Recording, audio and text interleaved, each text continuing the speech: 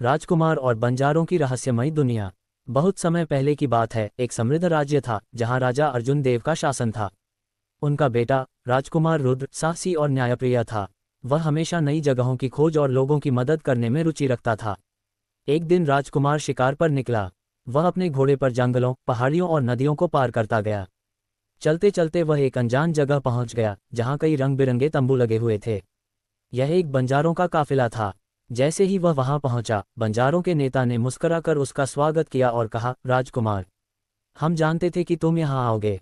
तुम्हारा भाग्य तुम्हें हमारे पास लाया है। रुद्र हैरान रह गया। उसने पूछा, आपको कैसे पता कि मैं यहाँ आने वाला था? बंजारों की सबसे बुजुर्ग महिला आगे आए और बोली, हम बंजारों को भविष्य देखने की शक्ति मिली है। हमारे पास तुम्हारे लिए एक संदेश है। राजकुमार को तंबू के अंदर ले जाया गया। वहां एक बड़ी सी आग जल रही थी और चारों ओर रहस्यमय गंध फैली हुई थी। एक वृद्ध बंजारिन ने अपनी आंखें बंद की और भविष्यवाणी की, राजकुमार, तुम्हारे राज्य पर संकट आने वाला है।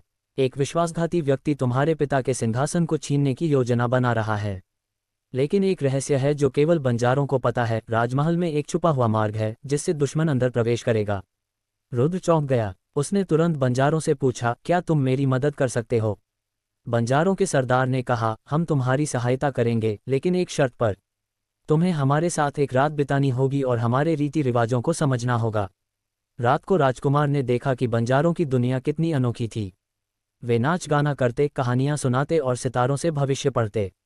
एक युवा बंजारिन, जिसका नाम ज़ारा था, राजकुमार के पास आए और बोली, अगर तुम्हें अपने राज्य को बचाना है तो तुम्हें बुद्धिमानी से काम लेना होगा।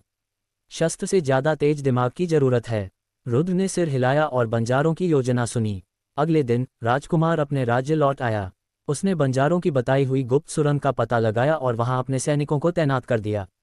जब दुश्मन रात के अंधेरे में उस मार्ग से महल में घुसने आया तो सैनिकों ने उन्हें घेर लिया और पकड़ लिया।